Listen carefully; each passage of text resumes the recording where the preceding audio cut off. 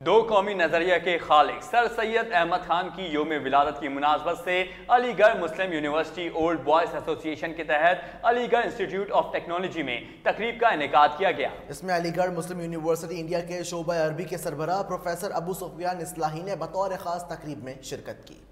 دو قومی نظریے کے خالق سر سید احمد خان کی یوم ولادت کی مناسبت سے علی گڑھ انسٹیٹیوٹ آف ٹیکنالوجی میں منعقدہ تقریب میں علی گڑھ مسلم یونیورسٹی اولڈ بوائز ایسوسی ایشن کے پریزیڈنٹ جاوید انور سمیت دیگر ممبران نے شرکت کی اور اپنے خیالات کا اظہار کیا۔ میں سے یا کچھ ریفرنسز سے ایک رائے قائم کر دی تھی، اور جب بہت بڑے شخصیت جمال الدین افغانی کا انہوں نے حوالہ دیا، ان کی بھی تصنیف اسی انداز میں تھی کہ جو اوریجنل جو تصنیف تھی سر سید احمد خان کو کی وہ ان سے نہیں نظر سے گزری تھی۔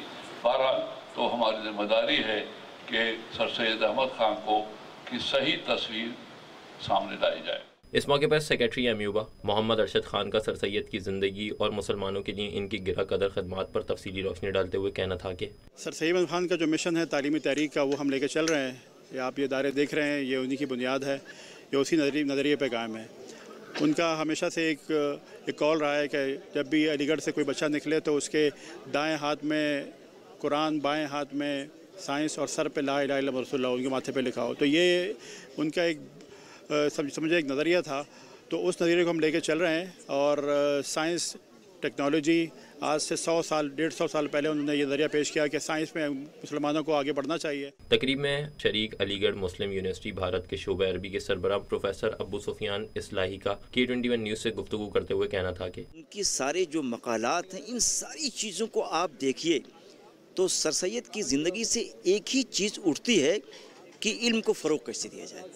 ان کا یہ کہنا ہے کہ جب تک علم کا، فکر کا، نالج کا فروغ نہیں ہوگا تو کبھی انسانیت کو ہم سمجھ نہیں سکتے، کبھی دوسروں کے جذبات کو ہم نہیں سمجھ سکتے ہیں، کبھی دنیا کے مسائل کا حل ہم ڈھونڈ نہیں سکتے ہیں۔